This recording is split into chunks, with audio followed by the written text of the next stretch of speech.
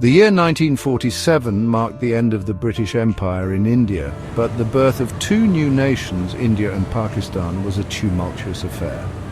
The partition, based on religious lines, triggered one of the largest mass migrations in human history, accompanied by widespread violence and bloodshed. Adding fuel to this already volatile situation was the fate of the princely states, relics of British rule scattered across the subcontinent. These states, ruled by Maharajas, were given the option to join either India or Pakistan based on their geographical location and demographic makeup. This seemingly simple choice proved to be anything but, particularly in the case of the princely state of Jammu and Kashmir. Nestled in the Himalayas, Jammu and Kashmir was a region of immense strategic and cultural importance. Its ruler, Maharaja Hari Singh, a Hindu, presided over a population that was predominantly Muslim. This religious disparity, coupled with the Maharaja's initial indecision over accession, created a tinderbox of tensions.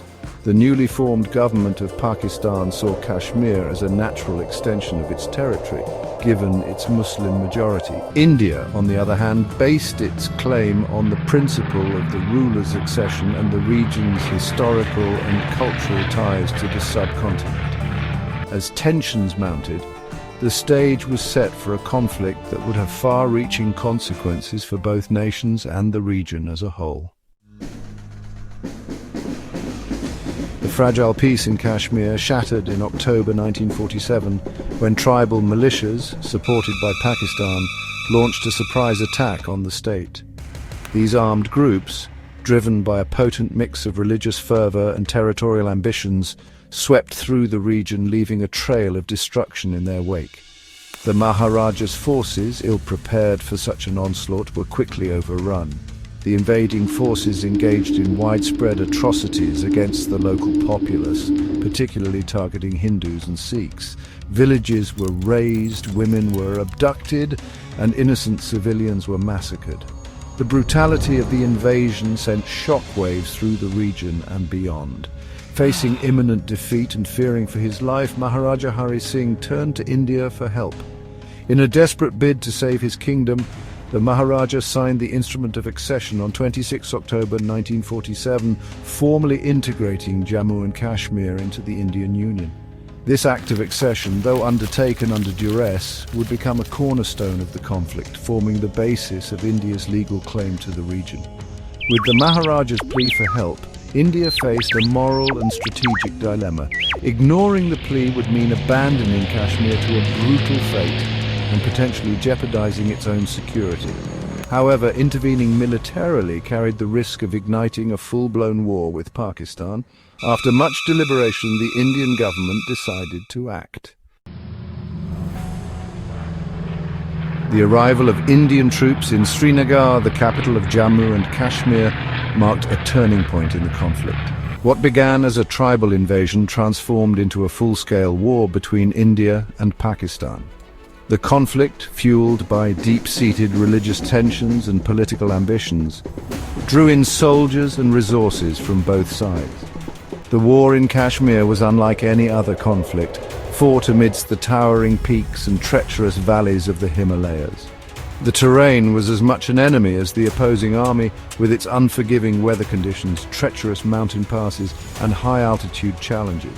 Soldiers on both sides displayed remarkable courage and resilience, fighting in sub-zero temperatures, navigating treacherous terrain, and enduring prolonged periods away from home. The conflict soon reached a stalemate, with both sides locked in a bitter struggle for control. The human cost of the war was immense, with thousands of soldiers and civilians losing their lives. The conflict also resulted in mass displacement as people fled their homes in search of safety. The international community, alarmed by the escalating violence and its potential to destabilize the region, stepped in to mediate. The United Nations, in its first major act of peacekeeping, passed a resolution calling for a ceasefire and a plebiscite to determine the will of the Kashmiri people. The resolution, though accepted by both India and Pakistan, failed to fully resolve the conflict. The plebiscite, a key element of the UN resolution, never materialized, leaving the issue of Kashmir's accession unresolved.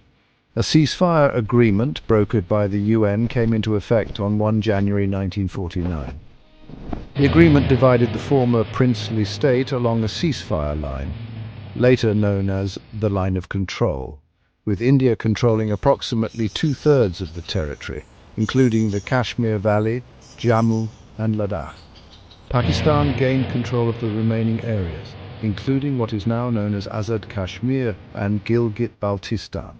The First Indo Pak War, though lasting only a little over a year, cast a long shadow over the relationship between India and Pakistan. It cemented the division of Kashmir, creating a flashpoint that has led to numerous wars and skirmishes in the decades since. The conflict also left an indelible mark on the psyche of the Kashmiri people, who found themselves caught in the crosshairs of a geopolitical struggle. Even today, the legacy of the 1947 war continues to haunt the subcontinent, a stark reminder of the human cost of partition and the enduring challenge of finding lasting peace in a region riven by conflict.